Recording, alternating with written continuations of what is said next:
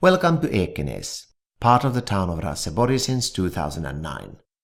This guided tour consists of 4 parts: Ekenäs past and present, Ramsholmen, Ekenäs attractions, and Helen Kärrbäck in Ekenäs.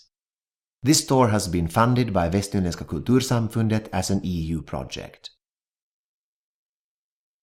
Ekenäs past and present. On the 1st of January 2009, the 28,000 inhabitants of Ekenäs, Kaaris and Puoju were brought together to form the collective town of Raseborg, although each was to maintain its identity and original name. The foundation of Ekenäs is formally placed in the year 1528, when a new castle was to be built to replace that of Raseborg, which was falling into disrepair. No more than the foundations were ever built, though these can be seen to this day at Slottsbacken. Ekenäs did not receive its town charter until it was granted by Gustavus Vasa in 1546. The thought behind this action was to create a trading centre to compete with Reval, now known as Tallinn. His patience was short-lived, however, and in 1550 he founded Helsinki at the mouth of the river Vanda, forcibly populating the new town with, among others, Ekenäs residents, so it might grow more rapidly. When his son John became Duke of Finland in 1556, the people from Ekenäs were allowed to return home.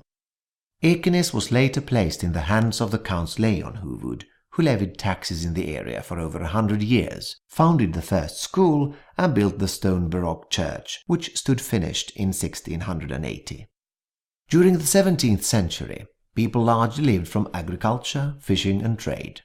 Exports included salted and dried fish, furs, cattle, hops, tar and timber. Imports were salt, spices, grain and general cargo.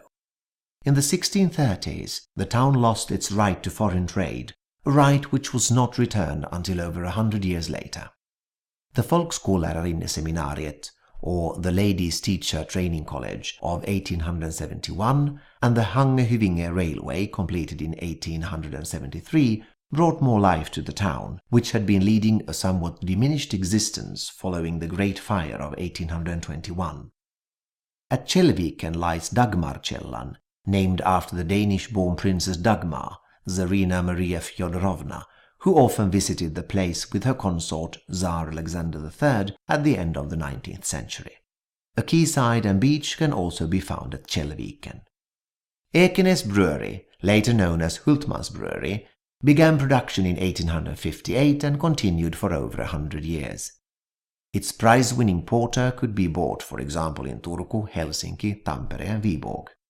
From a newspaper article in Åby Underrättelser of 1874, we are led to understand that the old brewery's products are of an outstanding goodness and will enhance the factory's old reputation. When amalgamated with Kaaris and Puoju, Ekenäs had about 14,700 inhabitants, of which 82.2% were Swedish-speaking, thus making Ekenäs one of the country's most Swedish-speaking towns. It offers enormous cultural opportunities, arranging plays and concerts which draw an audience from across the country. Every part of Ekenäs has its own charm. In Kungsgatan, the country's first pedestrianized street, you can wander at leisure, soaking up the atmosphere from the many small shops.